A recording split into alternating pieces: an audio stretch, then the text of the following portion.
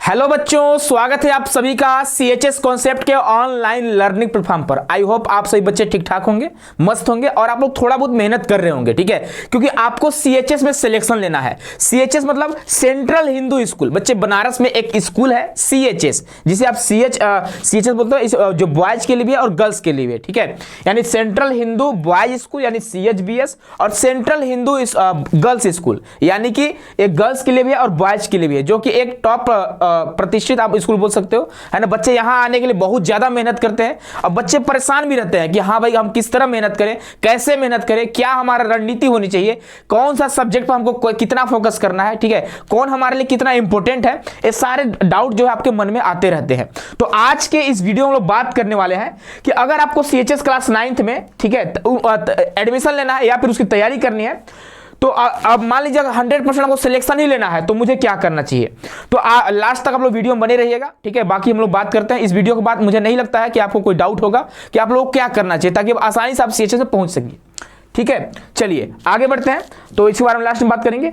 देखिए, मेन जो होता है ना कि आप सोचते हो कि सर कौन सा बुक्स हम लोग पढ़ ले कि मेरा सीएचएस में सिलेक्शन हो जाएगा।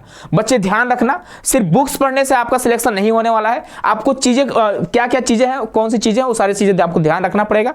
बाकी जो अगर आप इंटरव्यू किसी बच्चे का देखना चाहते हो जो पिछले साल एडमिशन ले चुके हैं, तो आप हमारे चैनल पर जाकर इंटरव्यू देख सकते हो और आप खुद डिसाइड कर सकते हो कि हाँ हमें कैसे कैसे मेहनत करना चाहिए, ठीक है।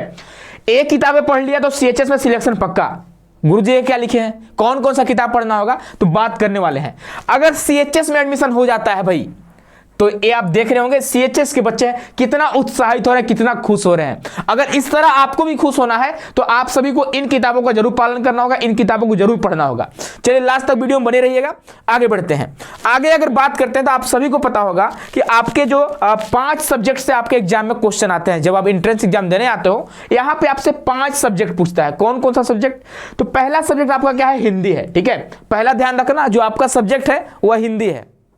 गलत हो गया, यहाँ पे हिंदी लिखा है, उसको सुधार देता है, क्या दिक्कत था पता नहीं। हिंदी DI कट कहाँ चला गया? तो अपने से बोल दो, हिंदी गलत हो गया, फिर से बना दे अब, शुरू कर दो इसे। ठीक है। तो बच्चों यहाँ पे देखिए आपका क्या है? हिंदी है, ठीक है। यहाँ चूंकि यहाँ पे हिंदी लिखा हुआ है, ठीक है, तो यहाँ पे आप हिंदी कर लेना। जो पहला सब्जेक्ट है आपका वो है हिंदी, और हिंदी माध्यम वाले बच्चों के लिए हिंदी जो है सबसे ठीक ठाक सब्जेक्ट होता है, क्योंकि वहां पे बच्चे 20 में से 20 क्वेश्चन जो है अच्छे सही करके आते हैं और 20 तिहाई 60 नंबर स्कोर करके आते हैं। आप सभी को पता होगा कि टोटल मार्क्स जो होते हैं वह 300 का होता है। 100 क्वेश्चन आपसे पूछता है और नॉन निगेटिव मार्किंग होती है, यानी कि अगर आप कोई क्वेश्चन गलत भी करते हो ना तो आपका कोई नंबर नहीं कटेगा, तो आप तुक्का भी लगा सकते हो। उस पर हम लोग बात करेंगे, ठीक है। तो 300 नंबर का होता है और 100 क्वेश्चन आपका आता है, यानी एक क्वेश्चन जो है 3 नंबर का होता है। यदि आप हिंदी में अगर 20 में 20 सही करके आते हो तो आपका समझिए 60 नंबर यहां से फिक्स हो गया।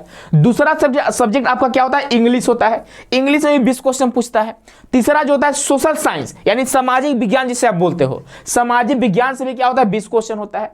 मैथ से क्या होता है बच्चे? जनरल मैथ से आपका 20 क्वेश्चन पूछते हैं, और साइंस से भी क्या होता है? आपका 20 क्वेश्चन पूछता है। यानी टोटल 100 क्वेश्चन 100 क्वेश्चन पूछते हैं, और 100 में से यदि आप 80 के आसपास स्कोर कर रहे हो, 80 हो गया, 82 हो गया, इतने क्वेश्चन सही कर रहे हो, यानी 8 की 24 240 नंबर, 230 नंबर, 250 नंबर, इस तरह के नंबर ला रहे हो, तो आप समझो कि आप सीएचएस में पढ़ने जा रहे हो।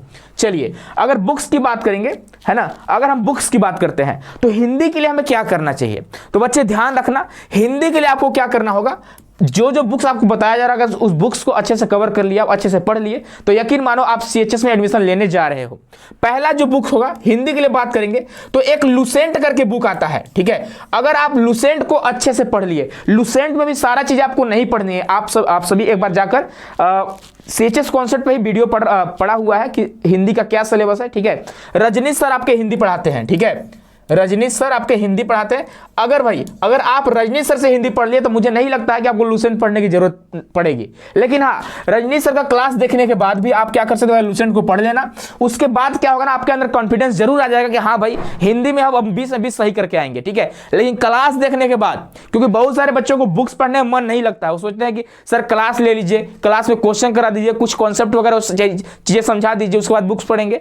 तो एक काम करना, आप लोग जो रजनीश सर की क्लासेस होती है यूट्यूब पर, ठीक है, उसके अलावा हमारे यहाँ पैड कोर्स भी चलती है, ठीक है। अगर आप इंटरेस्टेड हैं हमारे साथ जुड़ सकते हैं, लास्ट में बात करने वाले हैं। अगर रजनी सर का क्लास देख लिए और उसके बाद लूसेंट पूरा चाट गए, मतलब पूरा एकदम सॉल्व कर दिए अच्छे से, तो यकीन मानो आप हिंदी में 20 में से 20 सही करके आ रहे हो। और बच्चे आए हैं 2024 में जो बच्चे एग्जाम दिए थे वह 20 में से 20 क्वेश्चन सही करके आए हैं, ध्यान रखना। अगला है इंग्लिश।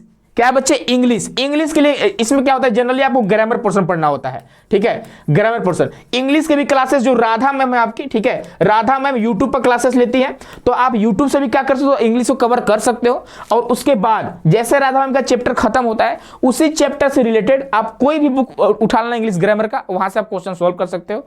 इसके अलावा अगर हम बात करते हैं पीवाईक्यू का, अगर आपने पिछले 8-10 सालों का अगर पीवाईक्यू अच्छे से कर लिया तो यकीन मानिए यहां से बहुत सारे क्वेश्चन जो होते हैं आपके एग्जाम में रिपीट होते हैं। तो पहला आपका काम होगा कि आप सभी को पीवाईक्यू को अच्छे से करना होगा। पीवाईक्यू के लिए आप क्या कर सकते हैं, किसी भी एक बुक को फॉलो कर सकते हैं, मार्केट में आता है, ठीक है, मास्टर बुक करके कुछ आता है, ठीक है। तो पीवाईक्यू का बुक मार्केट में आता है, आप कहीं से परचेज कर सकते हो और पीवाईक्यू अच्छे से सॉल्व कर जाना, और उसके आधार पे आपको क्लियर हो जाएगा ना, हाँ, कि अब मुझे क्या पढ़ना चाहिए, कहाँ पढ़ना चाहिए, कैसे पढ़ना चाहिए, ठीक है। सारी चीज आपको पीवाईक्यू से क्लियर हो जाएगी। और यहाँ पे पीवाईक्यू से एकदम same to same repeated question भी आते हैं एग्जाम में, तो पीवाईक्यू आपको अच्छे से कवर करना होगा, सारे क्वेश्चन अच्छे से आपको सॉल्व करने होंगे। अगर हम मैथ्स की बात करेंगे तो मैथ्स के लिए आप क्या कर सकते हैं कि नॉर्मली आप सूरज सर जो है वो मैथ का क्लास लेते हैं, ठीक है। सूरज सर जो है यूट्यूब पे मैथ का क्लास लेते हैं, बाकी पैड कोर्स में भी क्लास लिए हैं। इसके अलावा यदि आप कोई बुक्स पढ़ना चाहते हो तो अभी मुझे नहीं लगता है कि अगर आप बुक्स पढ़ोगे तो आप सिलेक्शन ले पाओगे। मैथ की बात कर रहे हैं, मतलब 20 क्वेश्चन सही कर पाओगे, ठीक है, क्योंकि बुक्स से आप कवर नहीं कर पाओगे चीज़ों को, क्योंकि बहुत सारे ऐसे क्वेश्चन आते हैं। जैसे मान लो अभी 8वीं क्लास में हो तो कुछ आपका स्टैंडर्ड मतलब जो पेपर का लेवल होता है थोड़ा बढ़ा कर आता है, तो वो डिपेंड करता है कि अगर आपको कोई अच्छा गाइड करने वाला मिल जाए, पढ़ाने वाला मिल जाए, तो आप आराम से मैथ को कर पाओगे, ठीक है। इसके अलावा RD शर्मा करके बुक आती है, आप RD शर्मा का भी सॉल्व कर सकते हो, लेकिन बोलना आसान है, करना आसान नहीं है, ठीक है। हम तो बोल देंगे आपको कि बुक्स पढ़ लो, लेकिन वो डिपेंड करेगा आपके ऊपर, पढ़ पाओगे कि नहीं पढ़ पाओगे। इसके लिए आपको क्या करना, सूर्य सर का जितने भी क्लासेस होते हैं सारे क्लासेस आप अच्छे से अटेंड करो, पूरा क्लास करो, और उसी चैप्टर का आप क्या करो, कोई भी बुक ले लो, वहां से क्वेश्चन कर सकते हो। या फिर हमारे यहाँ अगर आप पैड कोर्स में जुड़ जाते हो तो वहां पे भी आपको बहुत सारे क्वेश्चन आपको प्रोवाइड कराए जाते हैं।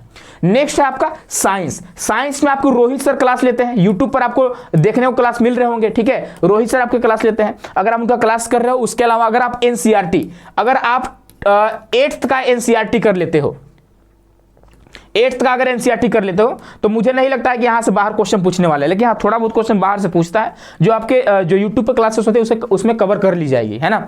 तो आप इसके लिए NCERT को फॉलो करना, और साइंस के लिए भी आप क्या करना, सोशल साइंस के लिए बच्चे आप NCERT को ही फॉलो करना, ठीक है।